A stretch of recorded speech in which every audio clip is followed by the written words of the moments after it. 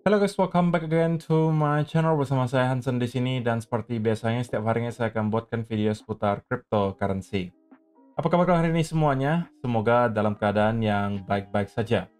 Teman-teman, kita melihat Bitcoin pada akhirnya kembali mencoba untuk bisa breakout di atas area 119.500 dan sampai dengan saat ini sepertinya kembali gagal untuk bisa mempertahankan di atas area tersebut. Meskipun tadinya kita sempat menyentuh ke kurang lebih area 120.000, tapi itu tidak bertahan lama dan kemudian kita langsung kembali mendapatkan rejection. Tapi selain daripada itu, ada beberapa data di belakang layar yang menurut saya juga cukup menarik untuk kita bahas selain daripada price action-nya, jadi pastikan kalian stay tune terus sampai akhir video. Per hari ini teman-teman, kita melihat crypto global market cap itu berada di angka 3,95 triliun dolar atau naik sekitar 1,55%.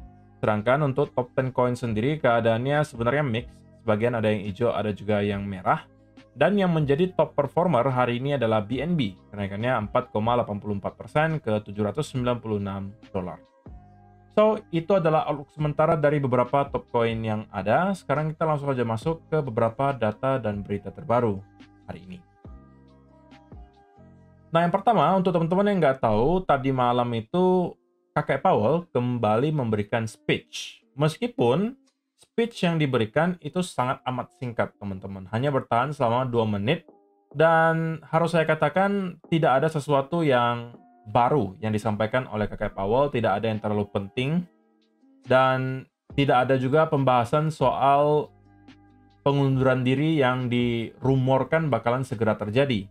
Katanya, Kakek Powell bakalan segera resign dan digantikan oleh ketua The Fed yang lain. Tapi speech Kakek Powell terakhir itu tidak memberikan clue sama sekali soal tersebut. Dan juga tidak ada clue yang terlalu menarik persoalan apa yang bakalan mereka lakukan berikutnya in terms of interest rate.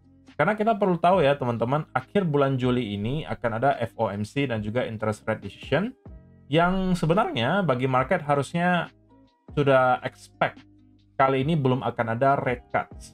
Cuman yang lebih penting daripada sekedar interest rate decision-nya adalah apa yang disampaikan oleh Kakek Powell pada saat FOMC press conference. Apakah ada clue yang menyatakan bahwa di pertemuan berikutnya mereka bakalan segera melakukan pemotongan suku bunga, ataukah justru sebaliknya? Nah, itu yang mungkin akan menghasilkan volatility di market untuk minggu depan. Yang kedua, hal yang menarik juga terjadi dari sisi spot Bitcoin ETF.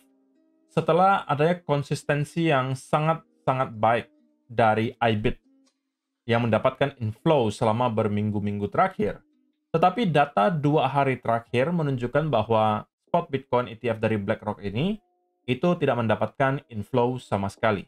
Artinya mereka juga tidak mendapatkan outflow, tidak juga mendapatkan inflow. Jadi net flow-nya itu netral, zero, nol gitu ya. Dan ini saya nggak tahu apakah kita harus jadikan sebagai sebuah berita negatif, karena ya berarti yang awalnya spot Bitcoin ETF BlackRock terus melakukan akumulasi, tapi 2 hari terakhir itu justru berada dalam keadaan netral. Nah, bagi saya mungkin akan sedikit prematur ya, kalau misalnya kita langsung sampaikan ini menjadi berita negatif. Karena kan tidak terjadi outflow gitu ya, yang artinya ada penjualan.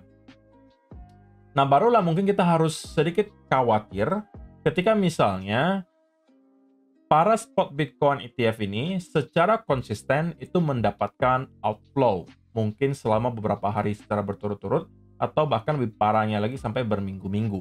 Nah, kalau sampai itu yang terjadi, maka kita mungkin bisa kembali expect Bitcoin untuk mendapatkan some type of correction, pullback yang cukup dalam, atau konsolidasi yang berkepanjangan.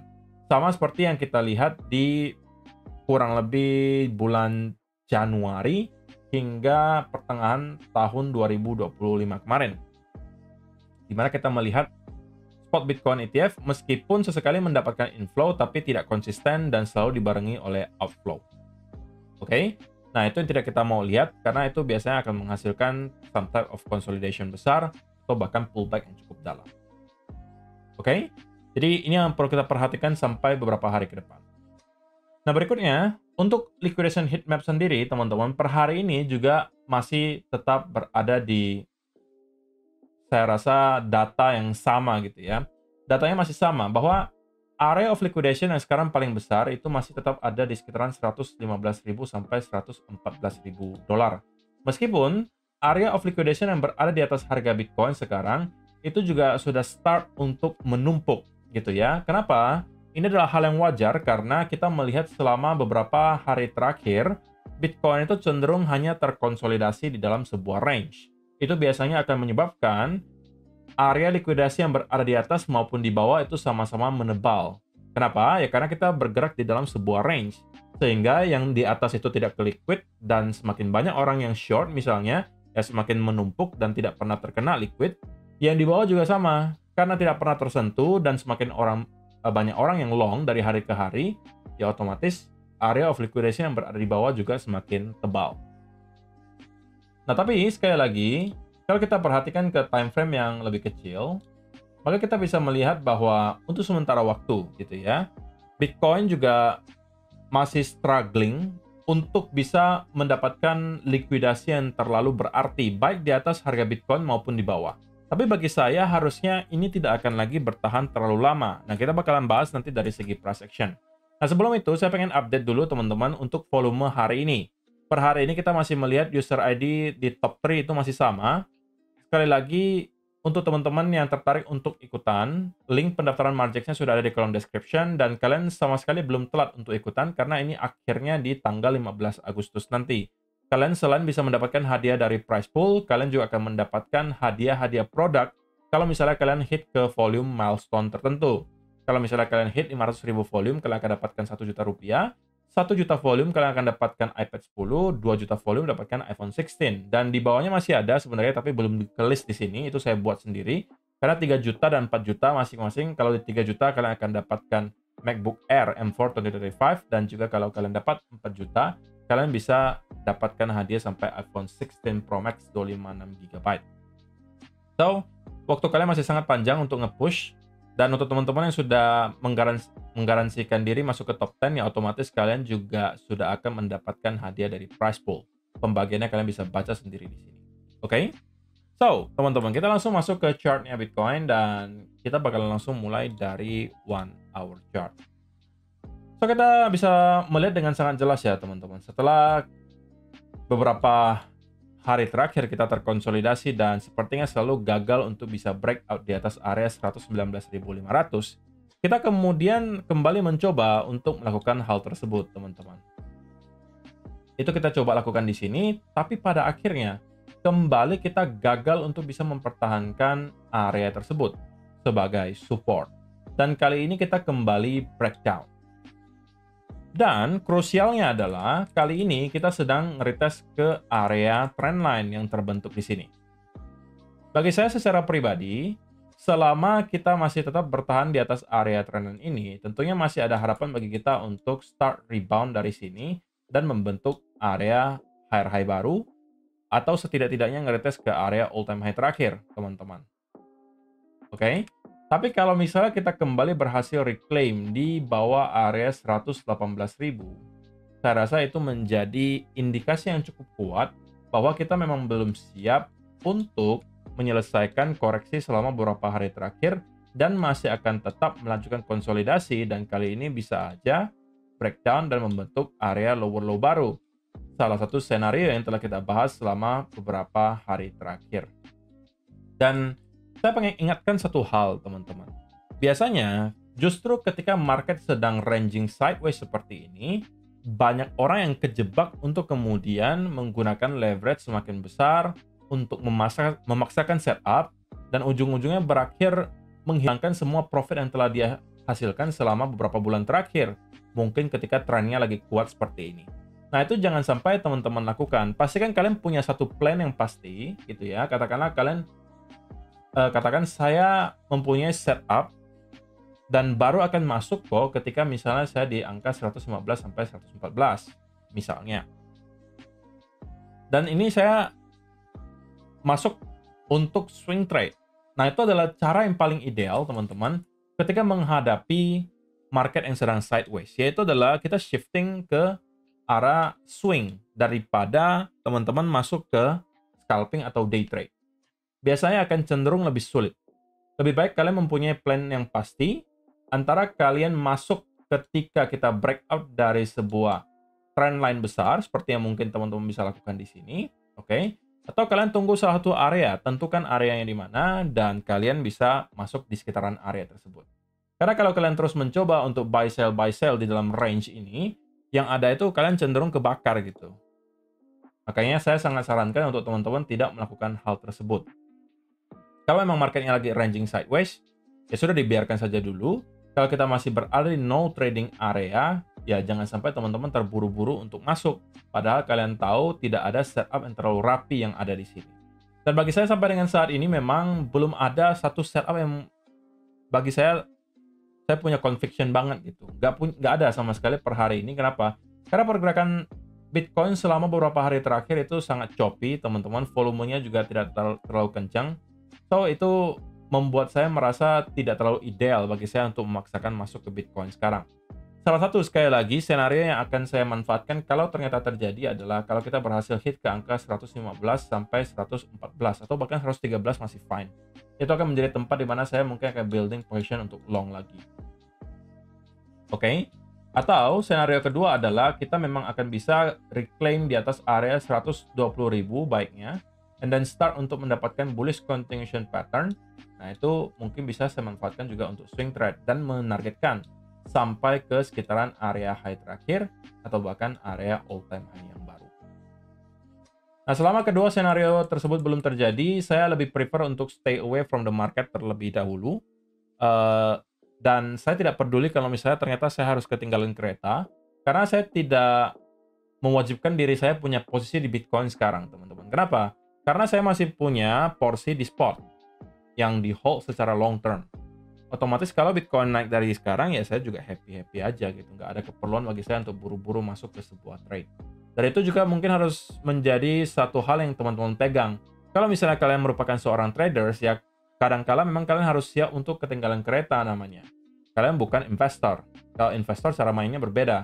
Kalian hanya perlu untuk mencari area yang dimana terlihat sebagai demand yang cukup kuat, masuknya di sana, dan tunggu ketika sudah ada indikasi pelemahan momentum, kalian keluar di sana.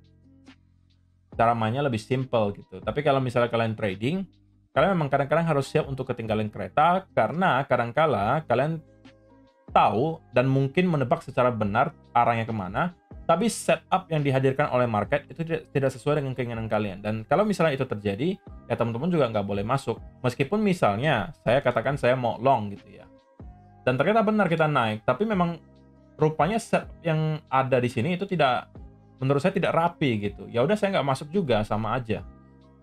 Makanya harus spesifik plan-nya. Yang saya sampaikan tadi misalnya, harus ada continuation pattern bagi saya untuk kemudian berniat untuk masuk. Sama juga ketika kita nyampe ke sekitaran area 115 atau 113. Idealnya kita harus mendapatkan some type of reversal pattern di sekitaran area tersebut, apakah dalam bentuk misalnya inverse head and shoulder, apakah dalam bentuk double bottom atau triple bottom bahkan, dan itu bisa menjadi setup bagi saya untuk masuk. Kalau misalnya nggak terjadi dan kita langsung spike aja seperti ini, ya berarti ya saya kemungkinan juga bakalan ketinggalan kereta. Tapi saya harus siap dengan itu, karena kalau misalnya saya selalu memaksakan setup, padahal saya tahu setupnya itu tidak rapi, ujung-ujungnya semua trading plan yang saya buat jadi kacau balau. Dan yang ada nanti saya akan menyepelekan aturan-aturan yang lain juga. Karena biasanya kalau kalian sudah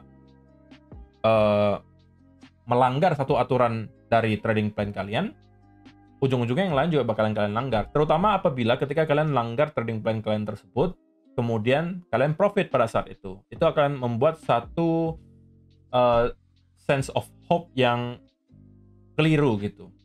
Bahwa kalian merasa, wah sebelumnya kok saya yang awalnya tunggu setup yang rapi, tapi pada saat itu saya nggak tunggu setup, tapi saya langsung masuk, rupanya profit besar kok. Nah, bagaimana kalau kali ini saya coba stop loss-nya tidak saya pakai? Siapa tahu juga bisa menjadi profit yang besar. Nah, itu yang berbahaya dan jadi jebakan. Ujung-ujungnya ya teman-teman kemakan lagi di sebuah cycle, di mana teman-teman akan selalu masuk ke putaran seperti ini. Awalnya teman-teman disiplin, kemudian kalian profit secara konsisten gitu ya, ujung-ujungnya sedikit overconfidence, kemudian menyepelekan aturan trading plan kalian, dan ujung-ujungnya kalian akan mendapatkan loss yang besar, kemudian kalian start revenge trading, dan ujung-ujungnya margin call. Dan kalian ulang lagi dari awal, disiplin lagi, kalian kemudian profit konsisten lagi, overconfidence, dan seterusnya. Jadi itu aja, diulang dari waktu ke waktu. Kalau misalnya kalian merasa kalian seperti itu, maka mau tidak mau kalian harus disiplin terhadap trading plan kalian. Tidak ada cara yang lain. Oke? Oke, jadi cukup basa-basinya gitu ya. Kesimpulannya adalah, teman-teman, bagi saya secara pribadi, selama area trendan ini mampu kita hold, maka ada harapan bagi Bitcoin untuk tetap rebound dari sini. Tapi saya tidak terlalu confidence untuk menyatakan bahwa Bitcoin telah siap breakout ke area all time high yang baru dengan pergerakan yang korektif seperti ini. Saya perlu ada bukti lebih lanjut. Contohnya misalnya kita mendapatkan pergerakan yang impulsif, kemudian disertai dengan bullish continuation pattern. Nah, itu mungkin akan bisa mengubah pandangan saya. Tapi untuk sementara waktu, hal tersebut belum terjadi, jadi saya biasnya cenderung dalam keadaan netral untuk sementara waktu. Dan kalau misalnya dikasih kesempatan, ini kesimpulan kedua ya, kalau dikasih kesempatan untuk kita nyampe ke kurang lebih area 115-113, ini akan menjadi area di mana saya building position. Atau kalau misalnya kita mendapatkan ada rally yang impulsif diikuti bullish continuation pattern, ini juga menjadi setup kedua yang mungkin bisa saya manfaatkan. Selain daripada itu, saya akan stay away from the market terlebih dahulu. Terima kasih untuk teman-teman yang telah menonton sampai selesai. Semoga bisa bermanfaat. See you in the next video. Bye-bye.